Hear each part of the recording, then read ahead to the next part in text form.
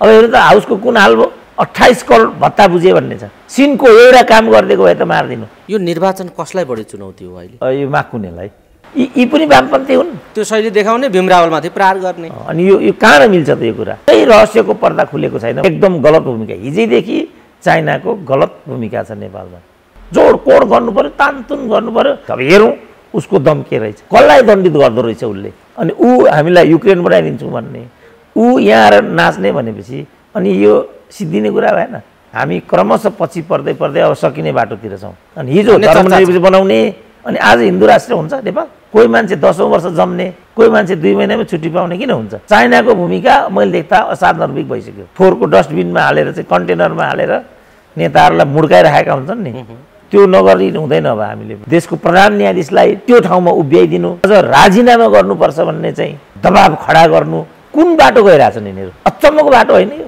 गठबन्धन भएन भनेदेखि अस्तित्वको सवाल बन्छ यिनीहरूलाई बाबुरामले माओवादीलाई चुनाव हराउनु भनेको त कुनै हालत दण्डित हुनुपर्छ नि यिनीहरूले म के सुन्दैछु भने वास्तवमा दण्डित हुन्छन् उनीहरू यो व्यवस्थामा जोर जबरजस्तीको अर्थ हुँदैन अगाडिको मूल भेडो जता गयो पछाडिका भेडा ती जाने होइन त म यहीँ आफै जिउँदैछु नि त 35-36 सालमा म पनि सानो फुचे कार्यकर्ता थिएँ यहाँ किर्तिपुरमा पद प्रतिष्ठाको लागि मर्यादा त्यही गर्छन् सुविधा अवसरको लागि मर्यादा त्यही गर्छन् कार्यकर्ता पनि त्यही गर्छ अनि के भनेको प्रचण्डले कोर ग्रुपमा पनि रहन्छन् नि नारायण काजी त्यसले त त्यही देखायो लीलामणि देव गुरुङहरू सुईको पनि पाउँदो रहेछन् नि एउटा विज्ञलाई चाहिँ प्रचण्ड आफैले नियुक्ति गरेको भन्ने कुरा आउन थाल्यो आजबाट सबै फटाहरूको 101 पन्ना खुल्दैछ नि त पार्टी फुटाउने कुरालाई पनि गौरवको रूपमा लिनु भनेको त यो त आम मान्छेले पनि सोच्न नसक्ने कुरा हो नि यो कल्पना नगरिकन तलै अल्मलिने हो भने त हामी गाउँ छोडेर काठमाडौँ नै आइपुग्ने थिएनौँ खाली परिवर्तनको सङ्केत देखाएको छ राप्रपाले बरु विविध घटनाक्रम र सन्दर्भमाथि केन्द्रित रहेर कुराकानी गर्नका निम्ति राजनीतिक विश्लेषक प्राध्यापक डाक्टर सुरेन्द्र केसी हामीसँग हुनुहुन्छ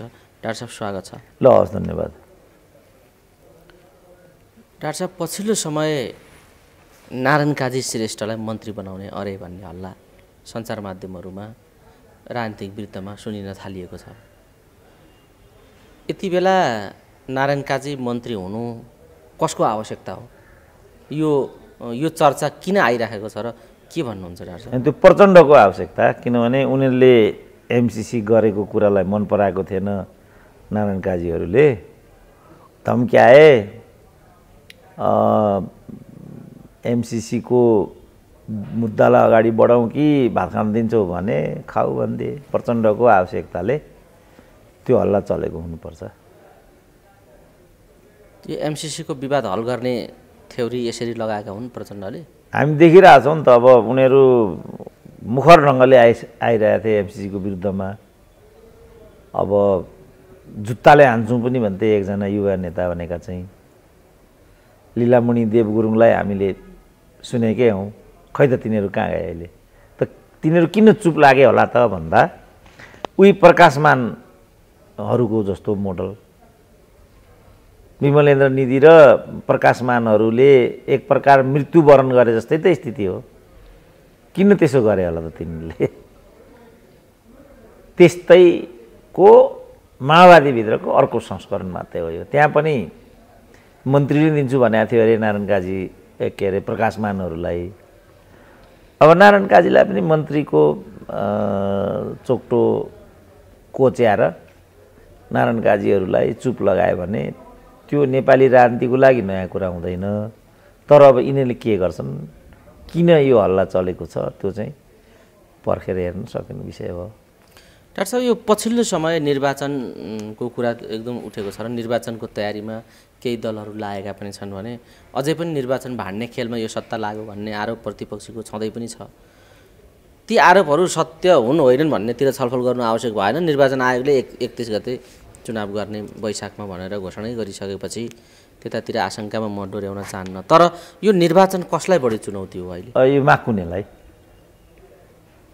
किनभने एकाध सिट अब देशभरिमा माओवादीको नआउने भन्ने कुरा कल्पना गर्न सकिँदैन अब माकुनेको त एकाध सिटको पनि ग्यारेन्टी कसैले गर्न सकेको छैन यसको लागि पहिलो पार्टी बनाउँछौँ भनेर उहाँले गरिराख्नु भएको छ ग्यारेन्टी हामी नेपालमा पहिलो पार्टी बनाउँछौँ हाम्रो पार्टीलाई भनिराख्नु भएको छ प्रचण्डजी माधवजीहरू त्यही त यो उहाँहरूको कुरा भयो ओली पनि त 70% जित्छु भन्दैछन् नि त ओलीले नै पनि जित्नुपर्छ भन्ने ग्यारेन्टी त केही पनि देखिएको छैन।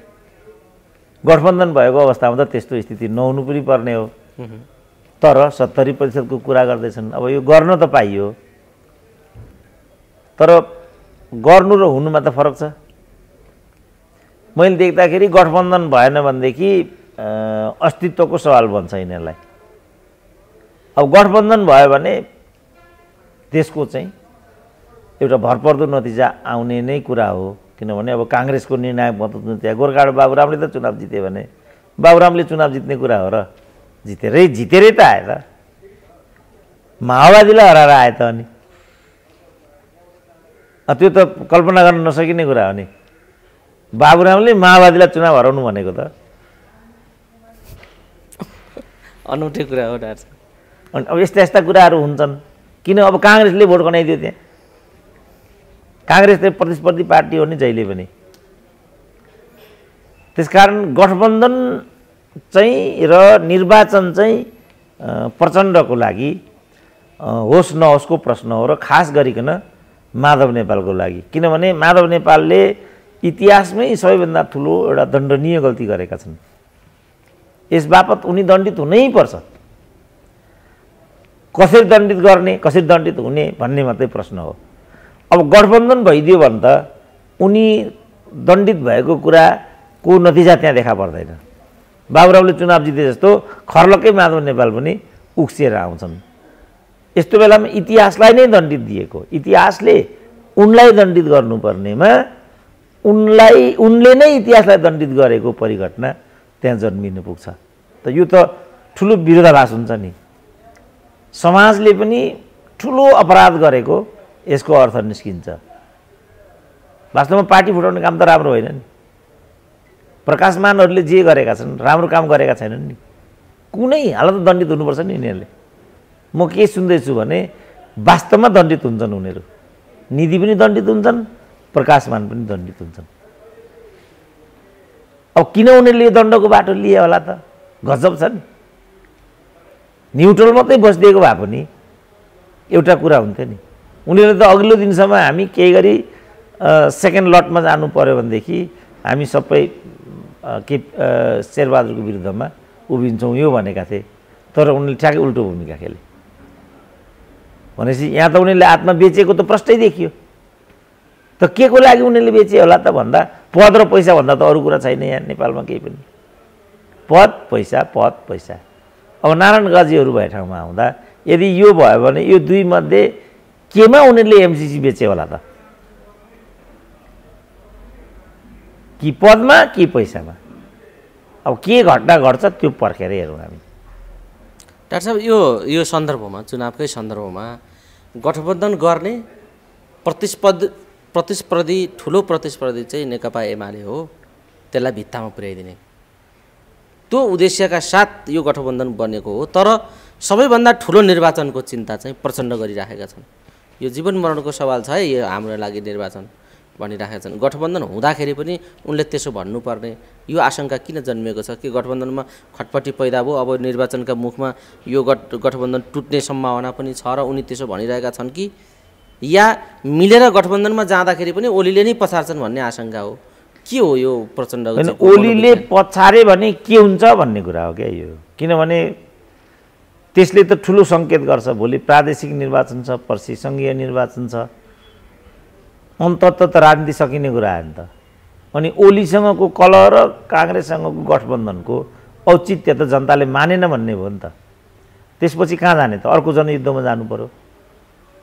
त्यसको रोदन हो प्रचण्डको। होइन भने उनले यस्तो बेतुका कुरा गर्दै हिँड्नु नै संसदीय व्यवस्थामा उचित हुँदैन। किनभने संसदीय व्यवस्थाको निर्वाचन भनेको जीवन मरण होइन। संसदीय व्यवस्थाको निर्वाचन भनेको चाहिँ खेलको नियम हो। त्यो खेलको नियम हामी मानेर जान्छौँ भन्दा नै शालीनता सुनिन्छ, शिष्टता सुनिन्छ। किनभने संसदीय व्यवस्था भनेको चाहिँ इथिक्स र मोरलले चल्ने व्यवस्था हो। यो व्यवस्थामा जोर जबरजस्तीको अर्थ हुँदैन। यसमा जोर जबरजस्ती गर्न थालियो भने जनताले दण्डित गर्छन्, फेरि उल्टो हुन्छ। ल हेरौँ त भारतमा कसरी केजरीवाल अगाडि आइपुग्यो। ठुलो पार्टी भनेर पनि हुँदैन, अस्तित्वमा पुग्यो नि त काङ्ग्रेस अहिले त्यहाँ। इस्वी 1980 को दशकमा बिजेपीले 2 सिट पाउँथ्यो, अहिले काङ्ग्रेसले 2 सिट पायो उत्तर प्रदेशमा। अब नयाँ दिल्ली चाहिँ उनीहरूको बिजेपीको गढ हो, त्यहाँ अहिले 3-4 सिट बाहेक जम्मै आपले लिइराखेको छ। अब पन्जाब एकदम शिक्षित सम्भ्रान्त मानिसहरूको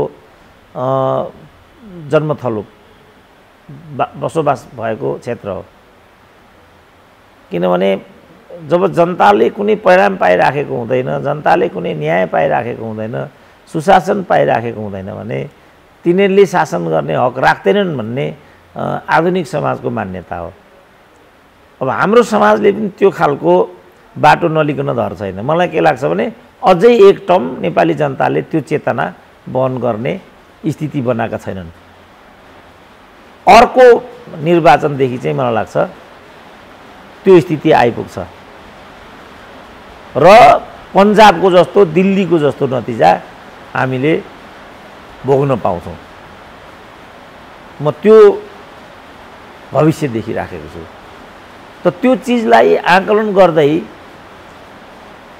आफूले कस्तो बाटो लिएको छ भन्ने कुराको चाहिँ लेखाजोखा गर्नुपर्नेमा जीवन मरण भन्दै हिँड्नु अनि गैर सैद्धान्तिक मुद्दा विपरीत चाहिँ गठबन्धन गर्दै हिँड्नु त्यो चाहिँ क्षम्य कुरा हुँदैन नि।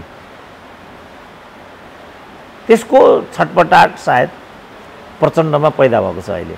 डाक्टर साहब, अब अहिले राजनीतिको वृत्तमा प्रचण्ड, ओली, शेरबहादुर नै बढी चर्चामा आइरहने भएको हुनाले उहाँहरूकै बारेमा चर्चा गर्नु बाध्यता आवश्यकता पनि ठहर्दै गएको छ।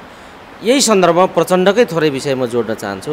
उहाँले पछिल्लो समय पार्टीभित्र पदको झगडा गर्नेहरूबाट आफू आक्रान्त भएको, थकित भएको, पीडित भएको खालको अनुभूति गरेका हुन् कि भन्ने खालको अभिव्यक्ति पनि सार्वजनिक गरिराख्नु भएको छ। उहाँ के भन्दै हुनुहुन्छ भने हिजो शहीद बन्नका लागि पार्टीभित्र झगडा हुन्थ्यो, शहीद को बन्ने, शहीद बन्नका लागि झगडा गर्थे, अहिले पदका लागि झगडा गर्छन् भनेर त्यो कटाक्ष उहाँ त्यहाँ गर्दै हुनुहुन्छ।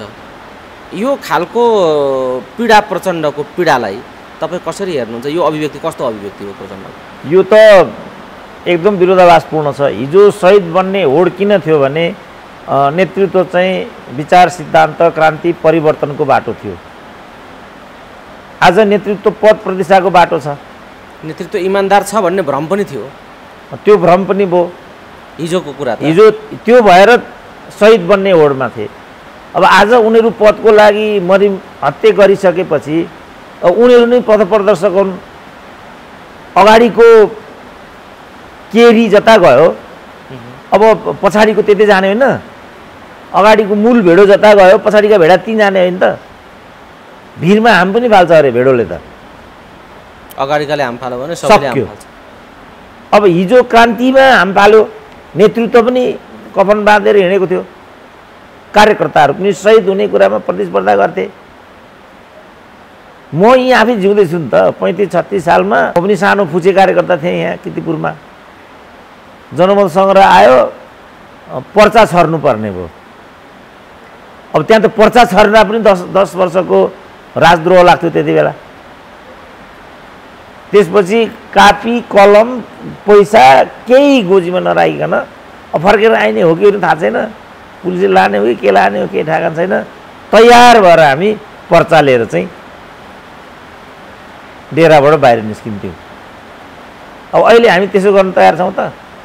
त्यत्रो एमसिसीको कुरा भयो, मलाई साथीहरूले कत्रो आउनु पर्यो बानेश्वरमा भनेर कत्रो आह्वान गरेको थिएँ, गएर म किन मलाई थाहा थिएन एमसिसीमा के हुन्छ भनेर। गएको भए कुन हालत हुँदो रहेछ।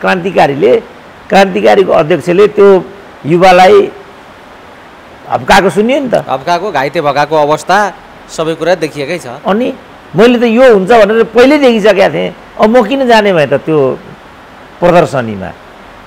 हिजो कार्यकर्ताको तपाईँले कुरा गर्दै हुनुहुन्छ, त्यही हो। हिजो त्याग बलिदानको समय थियो, किनभने नेतृत्व पनि त्याग बलिदानमा उद्धत हुन्थ्यो, कार्यकर्ताहरू पनि तदनुरूप बलिदानको लागि तत्पर भएर अगाडि बढ्थे। अब अहिले कार्यकर्ताहरू मन्त्री पदको लागि मरिहत्ते गर्छन्, पद प्रतिष्ठाको लागि मरिहत्ते गर्छन्, सुविधा अवसरको लागि मरिहत्ते गर्छन्, कार्यकर्ता पनि त्यही गर्छ अनि के भनेको प्रचण्डले यो भन्नुकै केही अर्थ छैन। उनको आशा के हो त? हिजोको कुरालाई यो गरेर भावनात्मक कुरा गरेर फेरि अरूलाई चाहिँ हुडल्ने आफ्नै परिवारमै पदलाई सीमित गर्ने भन्ने हो कि के हो त प्रचण्ड? त्यो त नाङ्गै देखियो। किन 6जना आफ्ना परिवारका सदस्यलाई 6जना भन्दा बढी 10जना 1 दर्जनै भन्ने छ, उनीहरूलाई विभिन्न ठाउँमा सेटल गरेर अनि अरूले पद खोजे भन्नुको अर्थ के हो भन्ने बडा आश्चर्यको प्रश्न नै उठेको हुनाले मैले डाक्टर साहबलाई यो जिज्ञासा राखेको। अनि मैले बुझेँ। अब कि उनी त्यसो गर्छन् अनि जब त्यसो कोही गर्छ भने त्यसो गर्ने अरूलाई यो के गरेको भन्ने नैतिक अधिकार र हैसियत राख्छ र भनेको मैले। आफूहरूले जहाँ पदको मात्रै खेलोमेलो छ, कार्यकर्ताले त हिजो जब त्यागको कुरा थियो भने त्याग गरेरै त आइरहेको थियो। 17,000 जो मरे अनि नेता र अगुवाका कार्यकर्ताहरू भन्दा पनि आम कार्यकर्ताहरू परेका छन् नि त त्यहाँ त। बिरलै नेतृत्वको बलिदान भएको होला नि त हिजो, भएको छैन भन्ने कुरा होइन, एकाध त भएको पनि होला। नेतृत्व त थोरै मात्रै हो, जिल्लासम्मको पनि थोरै मात्रै हो। अनि सर्वसाधारण घाँस बोक्ने, दाउरा बोक्ने, त्यतिकै लगेका मानव ढाल बनाइएका त्यस्ता प्रवृत्तिहरूले पनि बढी क्षति भएको कुरा त जगजाहेरै छ नि। अहिले पनि अझ बाल सैनिक प्रयोग गरेका यस्ता घटनाहरू त छन्। अब निर्दोष मानिसहरूको बढी ज्यान लिने काम भयो भन्ने कुरा त विभिन्न अध्ययन र प्रतिवेदनहरूले नै देखाइराखेको छ नि डाक्टर साहब। त्यसलाई एउटा अपवाद मानौँ भने वास्तवमा लडाकु प्रवृत्ति त माओवादीमा थियो नि त, यो कुरा सत्य हो नि। त्यो कुरा सत्य हो। जस्तो अहिले मैले चाहिँ यो पीर गीतिको बारेमा पनि म क्रिया प्रतिक्रियाहरू जुन युवाहरूको देख्छु त्यहाँ उनीहरूको चाहिँ ओजपूर्ण अभिव्यक्ति देख्छु म, जो उनीहरूले प्रतिरोध गरिरहेछन्। हामीमाथि चाहिँ अन्याय भयो, यो गीतले हामीलाई चाहिँ अन्याय गर्यो भन्ने जुन तर्क उनीहरू जसरी लिएर आइराखेका छन् त्यो चाहिँ सामान्य र कुरा नबुझेका मूर्खहरू आवाराहरूले गरेको जस्तो प्रतीत हुँदैन नि। उनीहरूले सैद्धान्तिक रूपमा त्यसलाई प्रतिवाद र उनीहरूको इमान्दारी त कहाँ देखिन्छ भने मैले आज पनि एउटाको देखिराखेको थिएँ।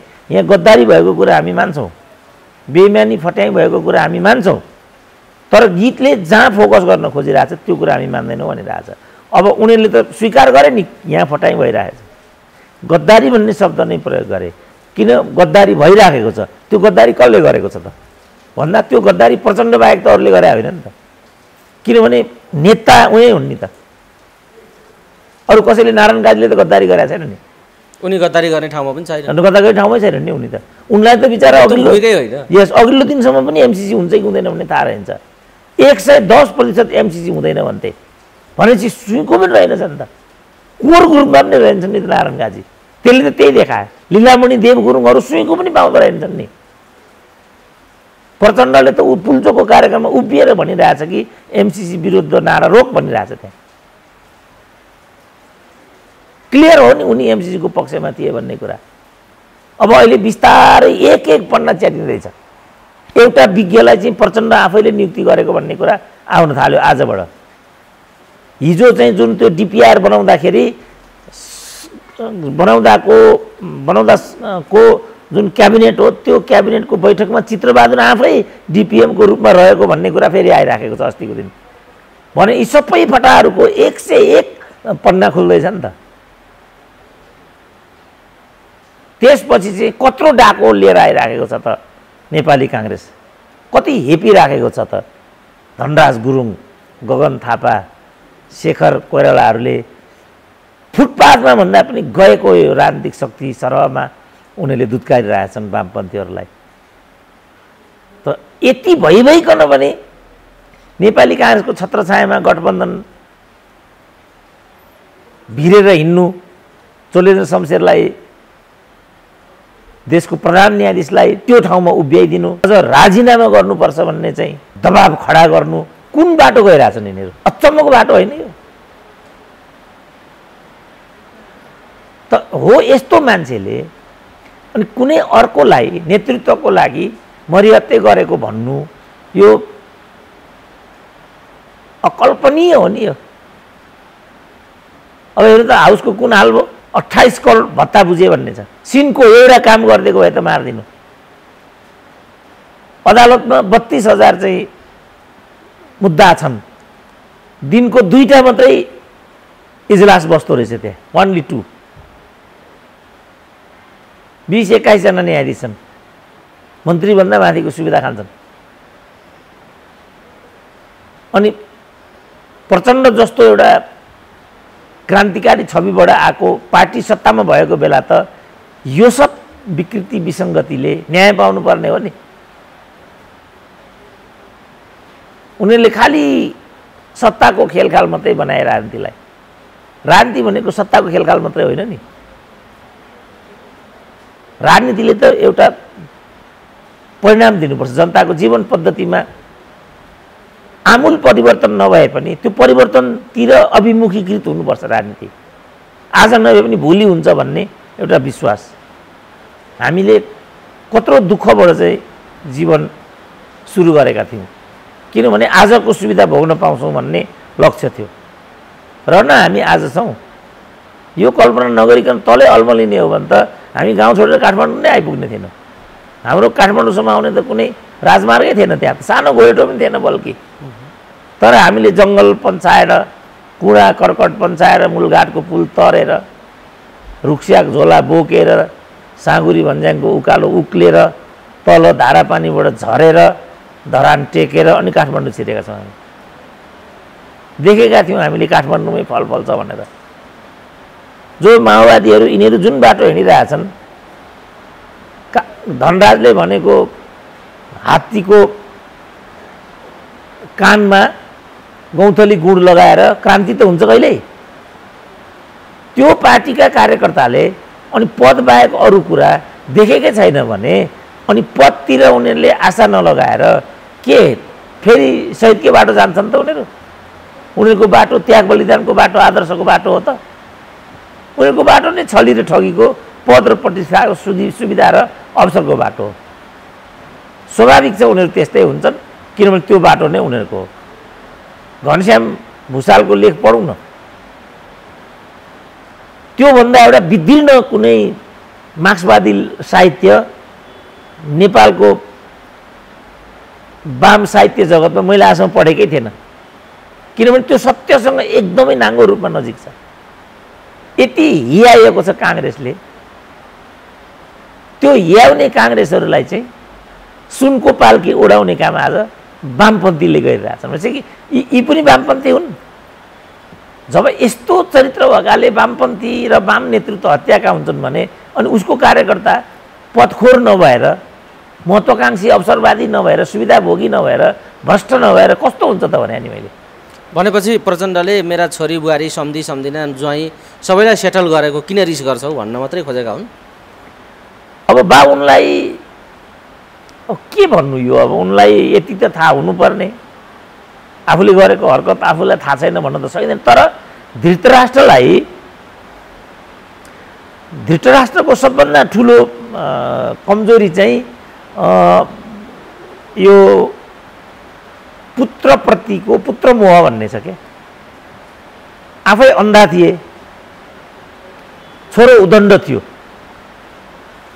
तर पुत्रमोहले गर्दा छोरा तैँले यो गर्नु उचित हुँदैन भन्न सक्दैनथे। अन्त्यमा महाभारत युद्ध भयो र कौरव पाण्डवहरू लड्दा लड्दै विनष्ट भए। स्वार्थले मान्छेलाई धृतराष्ट्र बनाउँछ।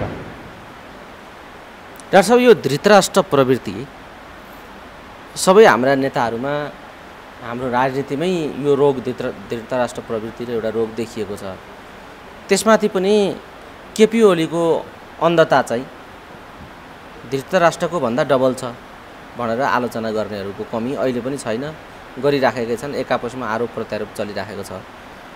र ओली अहिले के गरिरहेका छन्, ओलीको भूमिका, ओलीका अभिव्यक्ति, ओलीको कार्यशैली र ओलीले अख्तियार गरेको अहिलेको ताजा रणनीतिलाई तपाईँले कसरी हेर्नु भएको छ डाक्टर साहब, बताइदिनुहोस् त। ओली अहङ्कारकै घोडा चढेर सिङ्गौरी खेलिराखेका छन् कि ओली अलिकति खच्केर चौतारामा विश्राम गरिराखेका छन्? के हो ओलीको अवस्था? ओलीमा अन्धवेग नै सवार छ, त्यो कुरा सत्य हो।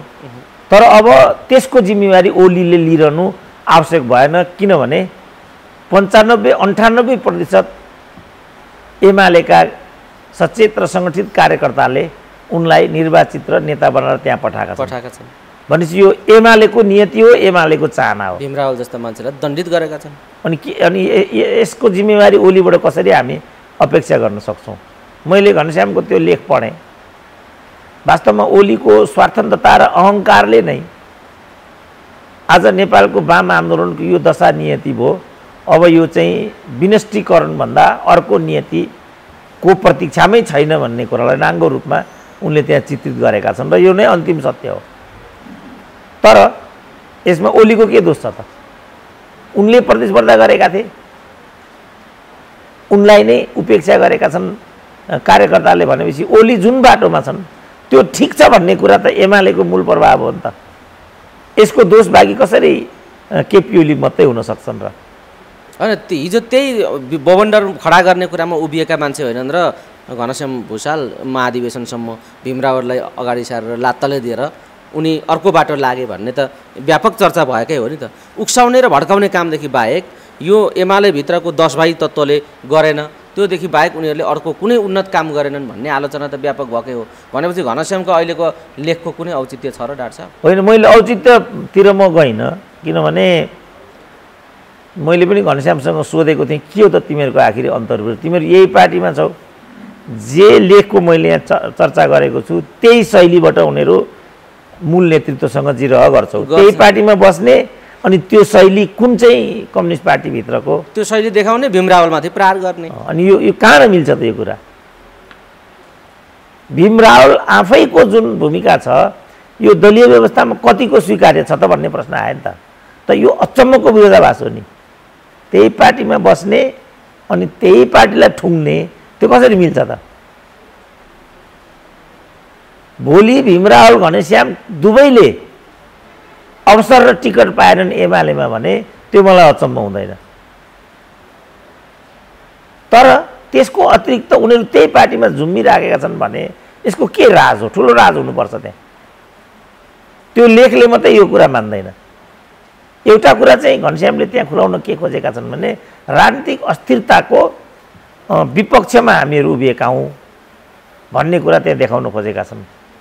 जो संसद विघटन लगायतको जे हरकत नेपालको राजनीतिभित्र भइआयो त्यो चाहिँ नेपालको राजनीतिमा अस्थिरताको भुमरी हुलेर नेपाल र नेपालीलाई सिद्ध्याउने प्रपञ्च हो भन्ने कुरा हामीले बुझेको हुनाले हामीले आँसु पिएर भए पनि एमालेको छाता ओढिराखेको भन्ने कुरा थियो घनश्यामको। त्यो कुरा मुखर ढङ्गले त त्यहाँ आउँदैन।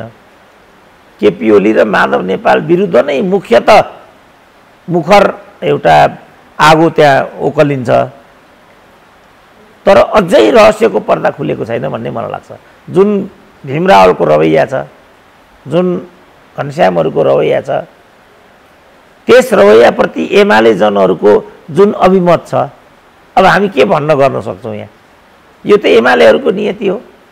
केपी ओली जुन बाटोमा छन् यो एकदम ठिक छ भन्ने तलबाट मतादेश जनादेश लिएर आएका छन्। केपी ओली मात्रै होइन, शेरबहादुर पनि खाली परिवर्तनको सङ्केत देखाएको छ राप्रपाले। बरु कमल थापाको प्रवृत्तिलाई त रोक्यो नि राप्रपाले त, र राजनीतिक एउटा चरित्र देखायो राप्रपाको पङ्क्तिले। कमल थापाको पछि लागेन नि।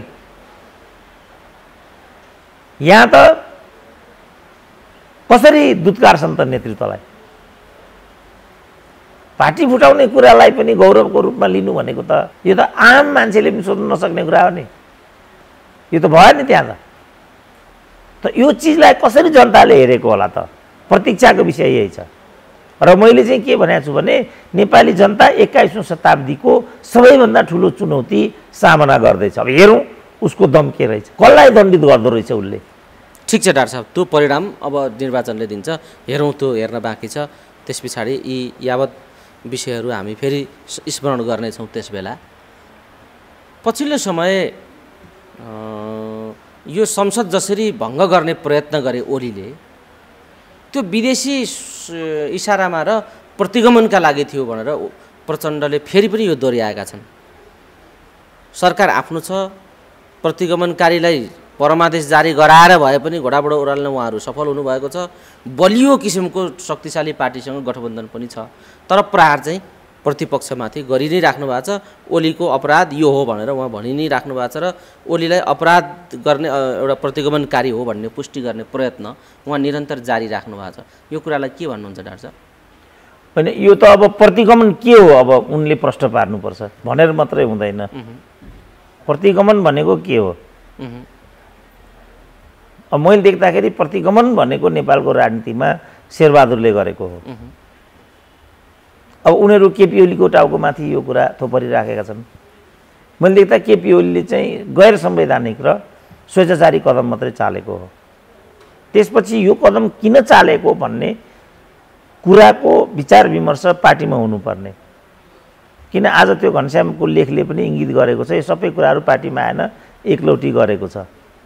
एउटा अर्को पनि महत्त्वपूर्ण कुरा त्यहाँ के आएको छ भनेदेखि पार्टी कथित जो पार्टी एकता यिनीहरूले गरे त्यो पार्टी एकता गर्दाखेरि पनि मोलतोलकै कुरा छ। त्यहाँ दुईजनाका पदका कुराहरूलाई त्यहाँ अनुबन्धमा लिइएको छ र यसको मतियारी 50-50% प्रचण्ड र केपी ओलीले नै गरेछ। मैले देख्दा यो आफै प्रतिगामी छ। त्यत्रो पार्टीलाई छोडेर अनि एउटा व्यक्ति नेतासँग अनि पार्टीले लगेर पदीय स्वार्थमा अनुवाद गर्नुभन्दा ठुलो प्रतिगमन अर्को के प्रतिगमन हुनसक्छ यहाँ? त्यस कारणले प्रतिगमनको त परिभाषै हामीले हेरफेर गर्नुपर्ने भएको छ। त्यस कारण केपी ओलीलाई परमादेश मार्फत होइन, केपी ओलीलाई त संवैधानिक गल्ती गरेको बापत र अदालतलाई अवज्ञा गरेको बापतमा दण्डित गर्नुपर्थ्यो। थुनिदिएको भए पनि हुन्थ्यो, किन अदालतलाई त अवज्ञा गर्न पाइँदैन नि कानुनी राज्यमा। त्यसपछि प्रधानमन्त्रीले अदालतको अवज्ञा गरे बापत कानुन बमोजिम दण्डित हुने देखिन्छ र प्रक्रिया बमोजिम प्रधानमन्त्री छान्ने काम गर्नु भनेर ठोकिदिनु पर्थ्यो अदालतले। उसले त अर्को मन्त्री परिषद स्थापना गरेर देखाइदियो, फलानालाई 12 घण्टामा प्रधानमन्त्री बनाइदिनु, यस्तो पो कुरा गर्थ्यो उसले त यो चाहिँ प्रतिगमन हो मैले देख्दा। डाक्टर साहब, हामी कुराकानीको अन्तिम चरणमा छौँ। पछिल्लो समय यिनै संसद विघटनका प्रसङ्गमा देशी विदेशी खेलखाल छ भन्ने कुरादेखि लिएर ओली प्रतिगमनकारी हुन् भन्ने कुरादेखि लिएर यी चर्चा उठेर प्रचण्डले यो पुष्टि गर्न प्रयत्न गरिराखेको सन्दर्भमा पछिल्लो समय फेरि माओवादी र एमालेलाई एक गराएर लाने खालका प्रयत्नहरू पनि भइराखेका छन्। विशेषतः उत्तरको छिमेकीले यो एक्सर्साइज गरिराखेको छ भनेर पनि चिनिया राजदूतको ओलीसँगको भेटघाट हुने बित्तिकै यहाँका केही मान्छेहरू यस्तो खालको हल्ला पनि गर्न थालेका छन्। तपाईँ के भन्नुहुन्छ यस बेला किन चिनिया राष्ट्रपतिको चिनिया राजदूतको जुन सक्रिय भइराखेको छ यसलाई के भन्नुहुन्छ र यो दुईटा मिलाएर जाने कुरा कति सम्भावना छ? अनि त्यो उनीहरूको आफ्नै किसिमको उद्देश्यको विषय चाहिँ होला। तर मैले पहिले के भनिसकेको छु भने त्यो उसको अनन्य रोदन मात्रै हुन्छ। उसले जुन बेला यो भूमिका खेल्नुपर्ने थियो ऊ के कारणले हो नि यो भूमिकाबाट वञ्चित रह्यो। उसले अलिकति पनि यसमा पहल कदमी लिदिएको भए मलाई लाग्छ नेकपा फुट्ने कुरा पनि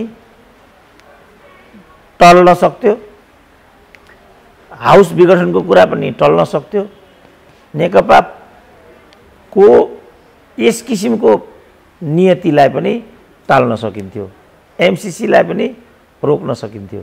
तर उसले समयमा त यतातिर एउटा पनि भूमिका खेलेन।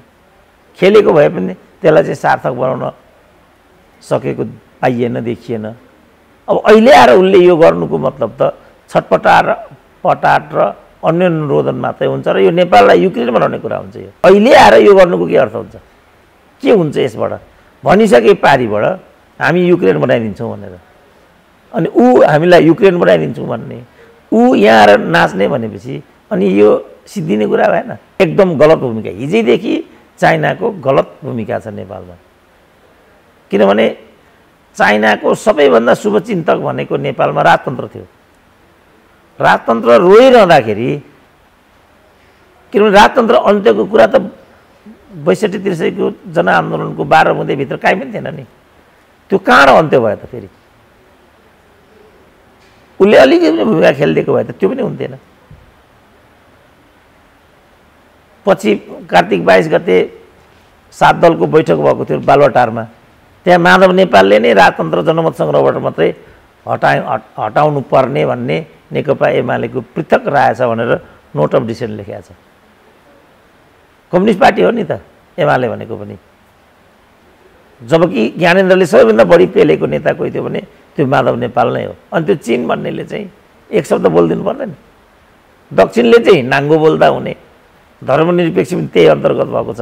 अब अहिले भारतलाई नेपाल चाहिँ धर्म राज्य चाहियो, हिन्दू राष्ट्र चाहिएको छ। अनि हिजो धर्मनिरपेक्ष बनाउने अनि आज हिन्दू राष्ट्र हुन्छ नेपाल। यो नेपालमा फेरि लडाइँ गराउने कुरा भएन। यो समयमा पो सोच्नुपर्छ कुनै पनि कुरा। अहिले मलाई प्रश्न सोधिरहेछ, अहिले पो मैले उत्तर दिनुपर्छ। घरमा गएर यस्तो उत्तर दिनुपर्ने रहेछ भनेर त्यसको के अर्थ हुन्छ? अहिले बोल्न नसक्ने, गर्ने, पसिना चुहाउने, अनि घरमा गएर यो उत्तर दिनुपर्ने रहेछ, ऊ उत्तर दिनुपर्ने रहेछ भनेर अनि त्यो मेरो विचार प्रभावित हुन्छ त जनमानसमा? भन्न सक्नेले अहिले नै भन्नुपर्छ। मिलाउनु पऱ्यो नि तारतम्य, जोड कोड गर्नु पऱ्यो, तानतुन गर्नु पऱ्यो, जे भन्नुपर्ने चाहिँ यही भित्रबाट प्रभावित गरिदिनु पऱ्यो। परेन? जब त्यो मैले गर्न सकिनँ भने सकिनँ, फेलियर भएँ म। अर्को वक्ता बस्छ भोलि यहाँ, बुझ्छ नि मान्छेले त। कैयौँ वक्ताहरू हामी अन्तर्वार्ता देखिरहेको हुन्छौँ, 2 महिनामै सिद्धिन्छन् नि। यही त हो नि कारण। कोही मान्छे 10औँ वर्ष जम्ने, कोही मान्छे 2 महिनामै छुट्टी पाउने किन हुन्छ? यही हो कुटनीतिमा पनि।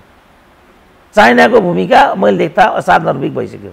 डाक्टर साहब, यो कुराकानीसँगै जाँदै जाँदै यी जे यावत घटनाक्रम र परिदृश्यहरू तयार भएका छन्, के भन्नुहुन्छ डाक्टर साहब? अन्तिममा भन्नै पर्ने कुरा के छ तपाईँको? होइन, अब मैले भने अब अलिकति हामी अब यो खेलखाल झेलझालमा यो राजनीतिलाई चाहिँ आफ्नो घोडा बनाउने जुन स्वार्थी नेतृत्व छ, यसको दास हुने, अहिले पनि चाहिँ गल्ती गरिरहने सुविधा अब हामीलाई छैन।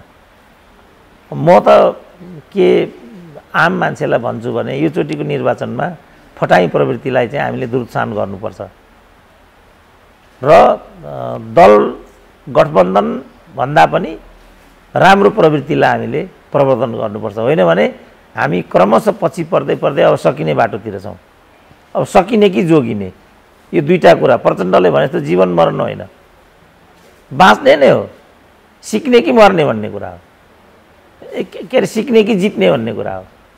म चाहिँ के भन्छु आम मान्छेलाई भने सिक्ने हो, हार्ने होइन। सिक्ने पनि हो, जित्ने पनि हो। तपाईँको लाइनमा गयो। मेरो चाहिँ यो विषय हो। केही गरी जितिँदैन भने सिक्ने हो। सिक्ने कसरी त भन्दा गलत नेतृत्वलाई दण्डित गर्ने हो, त्यहाँ सिक्ने हो। जित्ने कसरी हो भने सम्भव हुन्छ भने सही प्रतिनिधि माथि पठाउने हो र जवाबदेहीमा राख्ने हो। यो गर्छु भनेर त्यहाँ गएको खोइ त भन्ने हो। काहीँ देखिन्छ नि, फोहोरको डस्टबिनमा हालेर चाहिँ कन्टेनरमा हालेर नेताहरूलाई मुड्काइराखेका हुन्छन् नि, त्यो नगरी हुँदैन। अब हामीले पनि काठमाडौँ उपत्यकाको अहिलेको अनुहार हेरौँ त। 10 वर्ष चाहिँ हामीलाई यिनीहरूले हिलो र धुलोमा मेलम्चीको नाममा डुबाए काठमाडौँ। फेरि के प्रोजेक्ट हो हेरौँ त अहिले काठमाडौँ कस्तो छ। काठमाडौँको सडकमा गाडीभन्दा अर्को, धुलो मैलोभन्दा अर्को केही पनि देखिँदैन। न पानी छ, न औषधि छ। अहिले त फोहोर उठ्न छोडो काठमाडौँ। अनि अब फोहोर नउठेको त तात्कालिक समस्या त पिके क्याम्पस अगाडि हिँडिसक्नु छैन। अनि यस्ता बानेश्वर अगाडि कहीँ पनि हिँडिसक्नु छैन अहिले फोहोर थुप्रेर। त उनीहरू चुनाव बनाएका छन्, जीवन बनाएका छन्, मरण बनाएका छन्। त्यस्तो पनि जीवन मरण हुन्छ हो। यो सबै कुरा किन भन्ने कुराको उत्तर अब हामीले खोज्नुपर्छ। अब झोलै मात्रै बोकिरहने हो भने त चन्द्र शमशेरको व्यवस्था ल्याए हुन्छ, दास प्रथा ल्याए हुन्छ, चुठुवाको पानी खुवाउँछ नेतृत्वले हामीलाई कुनै दिन। हवस् डाक्टर साहब, समय दिनुभयो। यो समय र संवादका लागि यहाँलाई धेरै धेरै धन्यवाद। हवस्, धन्यवाद।